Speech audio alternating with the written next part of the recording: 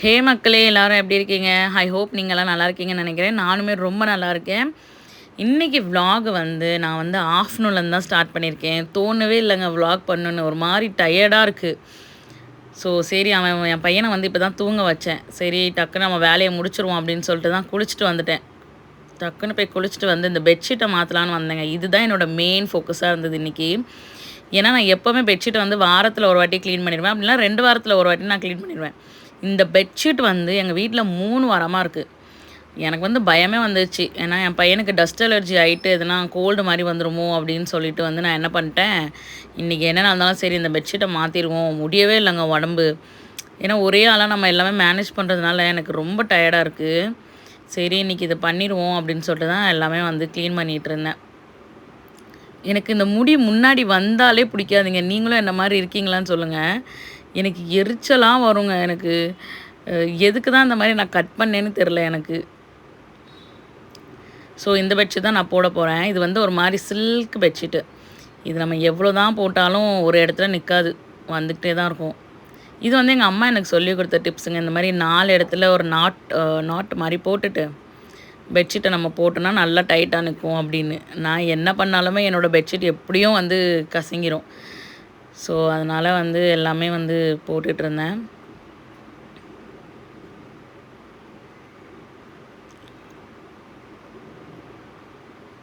இந்த பெட்ஷீட்டை ஒன்று ஒன்றா போட்டு நீட்டாக பண்ணாதாங்க நம்மளுக்கு தூக்கமே வரும். இல்லை எனக்கு வந்து ரொம்ப மைண்ட் வந்து டிஸ்டர்ப்டாகவே இருக்கும். ஸோ அவ்வளோதான் மாற்றியாச்சு. இந்த ஃபோட்டோ ஃப்ரேம் பார்த்தீங்களா, கீழே உள்ள 2 ஃபோட்டோ, இந்த ஃபோட்டோ எப்போவுமே சாஞ்சிக்கிட்டே இருக்குங்க. நானும் நல்லா தான் மாட்டியிருக்கேன், என்ன தான் பிரச்சனையே தெரில. அப்புறம் வந்து தலகாணி உரம் மாட்ட வந்துட்டேன். எவ்வளோ தலவாணி இருக்குதுன்னு பாருங்களேன் எங்கள் வீட்டில். இந்த தலவாணி ஃபுல்லாகவே நாங்கள் கல்யாணம் முடிஞ்ச புதுசில் ஒரு 4 தலவாணி வாங்கியிருப்போம். இப்போ வந்து என் பையனுக்கு வந்து சேஃப்டி பண்ணுறதுக்கே நாங்கள் 2 வாங்கி வச்சுருக்கோம் எல்லா இதுலேயுமே. சரி அவனுக்கு இந்த மாதிரி பெட்டு சப்போர்ட்டு ரேலி அதெல்லாம் நாங்கள் எதுவுமே வாங்கலை. இந்த தலகாணி தான் அவருக்கு ஃபுல் சப்போர்ட்டு. நான் வந்து எப்படின்னா அவனை வந்து பெட்டில் வந்து நான் அவனை தனியாக விட்டுட்டு எங்கேயுமே நான் நவள மாட்டேங்க. எனக்கு வந்து அது ஒரு அதில் மட்டும் நான் வந்து கிளியராக இருப்பேன். தலகாணி உரை போட முடியல, அதான் நான் அப்படி முழிச்சுக்கிட்டு இருந்தேன். டயர்டாக இருக்குது அப்படின்னு சொல்லிட்டு. ஏன்னா நான் வந்து அவனை எதுக்கு பெட்டில் விட மாட்டேன்னா எனக்கு ஒரு பயம், கீழே விழுந்துருவானோ அப்படின்னு சொல்லிட்டு. ஸோ அவன் தூங்கினாலுமே நான் தரையில் தான் படுக்க வைப்பேன். அவன் வந்து விளாண்டாலும் கூட நான் கட்டில் கொஞ்ச நேரம் கூட அவனை தனியாக விடவே மாட்டேன். எப்படியுமே தூக்கி கீழே விட்டுருவேன் அவனை. ஸோ அதனால் எனக்கு நான் வந்து இந்த மாதிரி ரேலி அதெல்லாம் எனக்கு நம்பிக்கையே இல்லை. சின்ன வயசில் வந்து அவன் குப்புற அடிக்கும்போது கூட நான் பெட்டில் விட மாட்டேன், தரையிலேயே பக்கத்துலேயே வச்சுப்பேன் அவனை. நீங்களும் வந்து ரொம்ப சேஃப்டியாக இருங்க, ஏன்னா பெட்டெல்லாம் வந்து ரொம்ப டேஞ்சர். மக்களே, பெட்டுக்கு பெட்ஷீட்டு எல்லாம் போட்டு எல்லாமே க்ளீன் பண்ணி வச்சாச்சு. இது க்ளீன் பண்ணி அவனுக்கு சாப்பாடு வைக்கலான்னு போனேன். அதுக்குள்ளே வந்து எங்கள் வீட்டு கண்ணுக்குட்டி வந்து எந்திரிச்சிட்டாரு. என்னம்மா சிரிக்கிறான். ஸோ அவருக்கு இப்போ நான் வந்து சாப்பாடு வைக்க போகிறேன். சாப்பாடு வைக்க போகிறேன்னா சாப்பாடு செய்ய போகிறேன்னா 2 மைண்டில் இருக்கேன். பார்ப்போம்.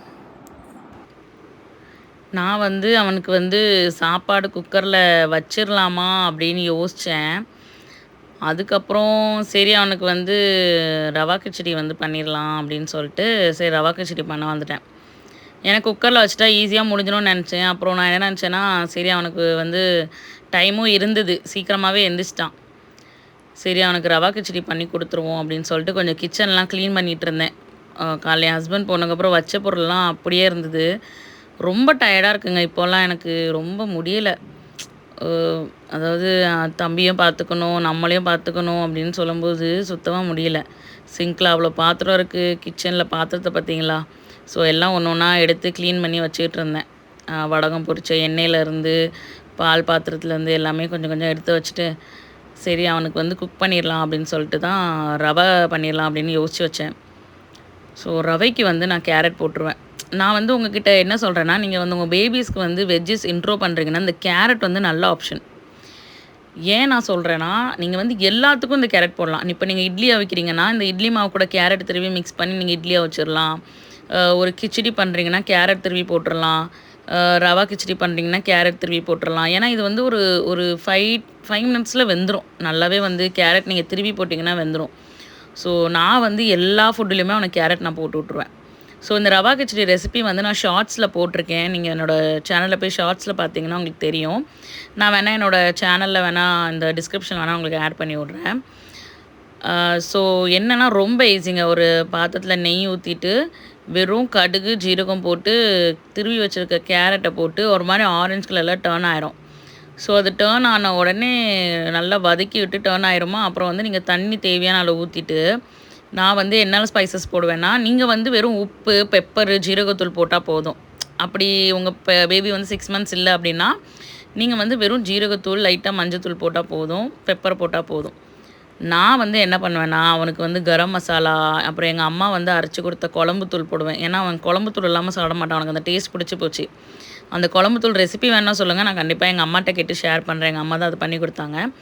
அப்புறம் வந்து மஞ்சத்தூள், கொஞ்சம் ஜீரகத்தூள் போட்டு நல்லா மிக்ஸ் பண்ணி ஒரு 5 மினிட்ஸ் விட்டுருவேன். அது நல்லா கேரட் வெந்துருமா, அப்புறம் திருப்பி தேவையான அளவு தண்ணி ஊற்றிட்டு ரவை போட்டுட்டு, என் பையனுக்கு வந்து 4 ஸ்பூன் ரவை போடுறேன். இப்போ உங்கள் குழந்தை வந்து 6 மந்த்ஸ் இருக்காரு அப்படின்னா, நீங்கள் வந்து 2 ஸ்பூன் மட்டும் போட்டால் போதும். ஸோ ரவை போட்டு கொஞ்சம் உப்பு போட்டு நல்லா வந்து கிண்டி விட்டுருவேன். ஏன்னா கட்டி கட்டியாக ஆயிடக்கூடாது இல்லையா, அதனால் நல்லா கிண்டி விட்டுட்டு திருப்பி ஒரு 10 மினிட்ஸ்க்கு மூடி வச்சுருவேன். அது நல்லா வெந்து வந்துடுமா, நான் வந்து நல்லா வெந்து வரட்டும்னு சொல்லிட்டு என் பையன் அழுதான்னு கொஞ்சம் நேரம் அங்கே அவன் கூட போய் உட்காந்தேன். இங்கே பாருங்கள் நல்லா வெளியே கொதித்து வந்துருச்சு. ஸோ அவ்வளோதான், இது நல்லா வெந்துடும். கொஞ்சம் தண்ணியாக இருந்த மாதிரி இருந்தால் கொஞ்சம் ஒரு 5 மினிட்ஸ் ஃபாஸ்ட்டாக வச்சிட்டிங்கன்னா கொஞ்சம் நல்லா கட்டியாயிரும். அதுக்கப்புறம் என் பையனையும் குளிப்பாட்டிட்டேன். அவனையும் வந்து குளிப்பாட்டிட்டு அவனுக்கு வந்து பவுட்ரெல்லாம் போட்டு விட்டுட்டு, ஸோ அவனையும் வந்து வெந்நீர் வச்சு குளிப்பாட்டி எல்லாம் ரெடி பண்ணி வச்சாச்சு. அவரையும் சாப்பாடும் அவனுக்கு ஊட்டி விட்டுட்டேன். ஸோ ரெடி ஆகிட்டான். இப்போது வந்து நான் கிச்சனை க்ளீன் பண்ண போகிறேன். நேற்று நைட்டு விளக்கி வச்ச பாத்திரம் எல்லாம் கொஞ்சம் கமுத்தி வச்சுருந்தேன். எல்லாத்தையும் நான் வந்து ஒன்று ஒன்றா எடுத்து வச்சிட்ருந்தேன். நம்ம அம்மாங்களுக்கு பார்த்திங்களாங்க, வேலை இருந்துக்கிட்டே இருக்குல்ல. எனக்கு வந்து ரெஸ்ட்டே இல்லாத மாதிரி இருக்குங்க. ரெஸ்ட்டே இல்லை எனக்கெல்லாம், சுத்தமாக எனக்கு ரெஸ்ட்டே இல்லை. நான் கொஞ்ச நேரம் தூங்கினாலும் என் பையன் என்ன பண்ணுவான், எந்திரிச்சு வந்து நம்ம மேலே வந்து தும்முன்னு விழுவானா. எனக்கு என்ன பயம்னா, அவன் எங்கன்னா கீழே விழுந்துருவானோன்னு பயத்துலேயே நான் தூங்க மாட்டேன். கண்ணு சொக்கும், அவன் பக்கத்தில் படுத்தாலுமே எனக்கு கண்ணு சொக்கும். ஆனால் நான் தூங்கவே மாட்டேன். பயமாக இருக்கும், விழுந்துருவானோங்கிற பயத்துலேயே நான் உட்காந்துட்ருப்பேன். சரி கிச்சன் வேலை முடிச்சிருவானு ஒன்றுனா எல்லாம் எடுத்து வச்சுட்டு அப்புறம் வந்து பாத்திரம் விளக்க வந்துட்டேன். ஏன்னா இதெல்லாம் நம்ம பண்ணி வச்சிட்டோம் வைங்களேன், எனக்கு கொஞ்சம் ஈஸியாகிடும் வேலை. மெயின் வேலையே இந்த பாத்திரம் விளக்குறது தான். ஸோ அதான் வந்து ஃபட்டாஃபட் அந்த வேலையை முடிச்சுட்டு நைட்டு டின்னர் என்ன பண்ணலான்னு யோசிச்சுக்கிட்டே இருந்தேங்க. அப்புறம் என் ஹஸ்பண்ட் வந்து நைட் ஷிஃப்ட் போகிறேன் அப்படின்ட்டாரு, அவங்க ஆஃபீஸில் கூப்பிட்டாங்க அப்படின்னு. எனக்கு வந்து இந்த கொத்து பரோட்டா சாப்பிட்ணுன்னு கிரேவிங்காக இருந்ததுங்க. ஸோ என் ஹஸ்பண்ட் வாங்கிட்டு வந்தார். ஸோ நைட்டு வந்து இதே நாங்கள் வந்து சாப்பிட்டு முடிச்சிட்டோம். ஸோ அவ்வளோதான் மக்களே இன்றைக்குள்ள விலாகு. இன்றைக்கி வந்து நைட்டு நாங்கள் டிஃபன் எதுவுமே வந்து சாப்பாடு எதுவுமே பண்ணல, வெளியேருந்து வாங்கி சாப்பிட்டாச்சு. ஸோ அவ்வளோதான், தூங்க வந்துட்டோம். சோரன் வந்து நல்லா தூக்க கலக்கத்தில் இருக்கார். ஸோ அவ்வளோதான் மக்களே இன்றைக்குள்ள விலாக். உங்களுக்கு என் விலாக் பிடிச்சிருந்துச்சுன்னா மறக்காமல் லைக் பண்ணி ஷேர் பண்ணி சப்ஸ்கிரைப் பண்ணுங்கள். நான் வந்து நம்ம மாம்ஸ் உள்ள கண்டென்ட் தான் நான் போட்டுட்ருக்கேன். ஸோ கண்டிப்பாக உங்களுக்கு பிடிக்கும்னு நினைக்கிறேன். தேங்க்ஸ் ஃபார் வாட்சிங் மக்களே. தேங்க்யூ, பாய், டேக் கேர்.